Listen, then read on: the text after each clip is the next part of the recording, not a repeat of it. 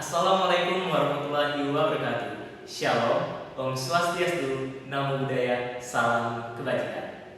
Yang saya hormati, dosen pengampu mata kuliah retorika, Ibu Ernalida SPD MHum PhD dan Ibu Halidatun Nuzula SPD MPD.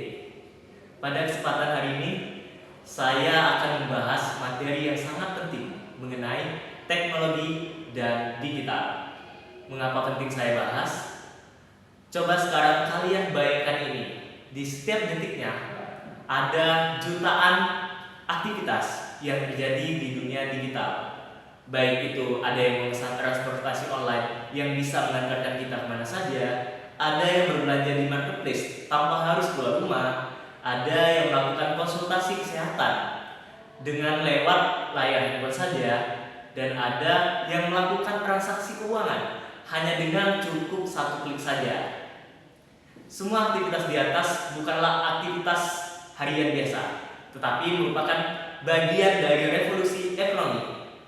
Bagaimana revolusi tersebut mengubah cara hidup kita, cara bekerja kita, dan cara berinteraksi kita dalam era modern ini. Hal ini berkaitan dengan topik yang kita bahas, yaitu ekonomi digital. Tapi sebelum saya membahas lebih lanjut, izinkan saya memperkenalkan diri saya terlebih dahulu.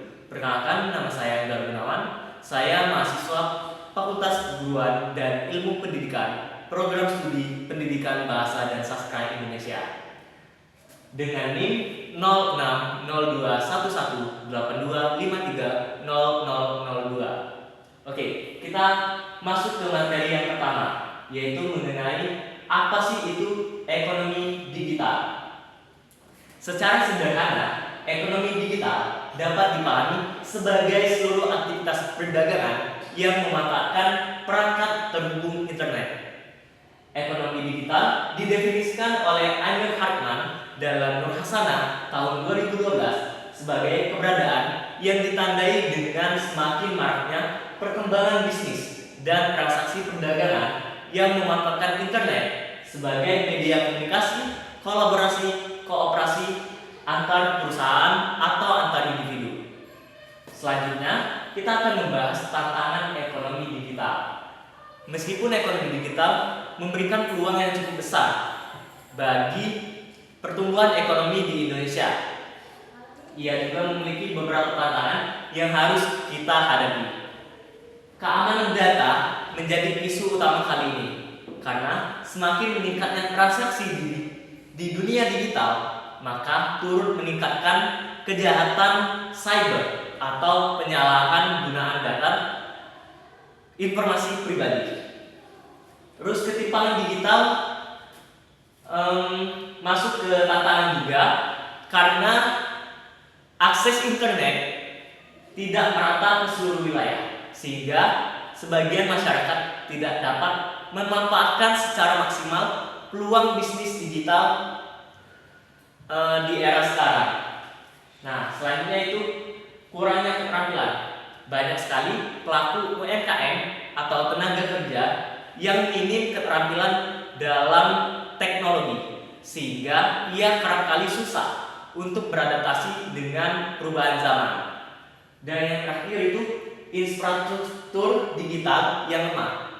Nah, ini terlihat seperti jaringan internet yang tidak stabil, lemot, dan jelek.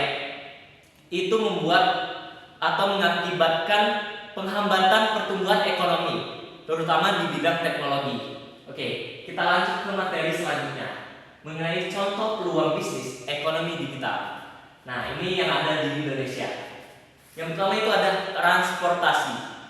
Semakin berkembangnya teknologi, sekarang kita tidak perlu lagi menunggu ojek di pangkalannya, tetapi cukup dengan beberapa klik saja, ojek tersebut akan menghampiri kita dan mengantarkan kita kemanapun kita ingin pergi. Nah, hal itu dapat terwujud karena adanya aplikasi seperti Gojek, Grab, dan Maxi maupun Ojek. Nah, aplikasi ini juga bukan menawarkan mengenai transportasi saja, tapi antar pesan makanan dan kebutuhan harian juga menjadi salah satu fitur yang ada di aplikasi ini, sehingga mempermudah kita untuk berbelanja. Selanjutnya yaitu UMKM. Nah, di zaman sekarang kita tidak perlu lagi mengeluarkan modal cukup besar untuk berbisnis karena adanya aplikasi seperti Shopee, Tokopedia, dan Lazada. Kita bisa berjualan dari rumah tanpa membuka toko fisik yang modalnya besar.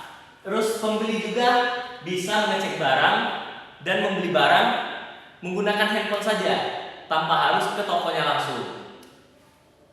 Nah, selain itu ada di bidang perbankan. Nah, di bidang perbankan ini tidak mau kalah juga teman-teman. Dia menawarkan keuangan digital atau non tunai seperti aplikasi OVO, Dana, GoPay, dan lain-lain, sehingga memudahkan masyarakat bertransaksi tanpa harus menggunakan uang fisik dan bisa menggunakan handphone dengan beberapa kali klik saja. Ini juga berkaitan dengan metode pembayaran yang ada di UMKM, yaitu menggunakan OVO, Dana, GoPay, dan sebagainya. Yang terakhir yaitu di bidang kesehatan. Nah, kita sekarang tidak perlu lagi ke rumah sakit untuk menanyakan kondisi kesehatan kita. Kita bisa berkonsultasi di beberapa website atau aplikasi seperti Halodoc, Halodokter, atau Grip Health untuk menanyakan kondisi kesehatan kita. Nah, selanjutnya kita memasuki ke diagram penggunaan layanan transportasi dan UMKM di Indonesia. Nah, di sebelah sana ada 5 aplikasi transportasi online dengan rata-rata unduhan terbanyak di Indonesia tahun 2022 sampai 2023. Bisa kalian lihat, Gojek menempati posisi pertama, disusul oleh Maxim, disusul lagi oleh InDrive, disusul lagi oleh Grab Driver, dan disusul lagi oleh Taxi Driver. Nah, data ini bersumberkan dari tim riset IDX Channel, data olahan pada Maret tahun 2024. Dan di sebelah sini ada grafik data dengan kunjungan tertinggi di Indonesia, yaitu e-commerce di awal tahun 2023. Nah, di posisi pertama ada Shopee, teman-teman. Shopee dengan kunjungan rata-rata 165,8 juta per bulan. Kedua itu ada Tokopedia, ketiga itu ada Lazada, dan keempat itu ada Blibli. Dan yang terakhir kelima yaitu Orami. Nah, data ini bersumberkan dari Goodstats ID, Similarweb.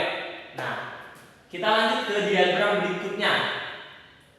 Diagram berikutnya yaitu penggunaan layanan perbankan dan kesehatan di Indonesia. Nah, di sini ada penggunaan e-wallet terpilih tahun 2024. Bisa kalian lihat di sana GoPay menempati posisi pertama dengan persentase 88%, disusul oleh OVO, dan disusul lagi oleh ShopeePay, disusul lagi oleh Dana, dan yang terakhir itu Doku. Nah, grafik ini bersumberkan dari Goodstats IDN Research Institute. Oke, yang terakhir itu grafik layanan telemedicine paling favorit untuk konsultasi kesehatan mental. Nah, yang paling favorit itu adalah Halodoc. Ada Halodoc, teman-teman, dengan presentasi 79%. Disusul oleh Halodokter, Klik Dokter, Relief, dan sebagainya. Grafik ini bersumberkan dari Populix 2022. Lanjut. Kita memasuki kesimpulan.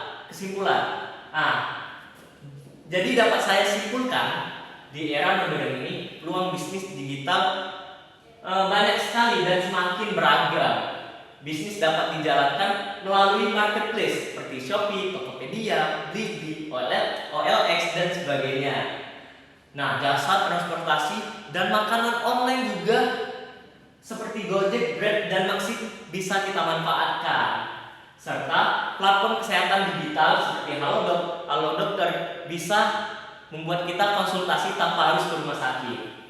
Nah, bisnis digital ini menawarkan keunggulan yang begitu signifikan, antara lain akses pasar yang lebih luas, biaya operasional yang murah, dan metode pembayaran yang cukup mudah, seperti menggunakan GoPay, OVO, Dana, dan sebagainya.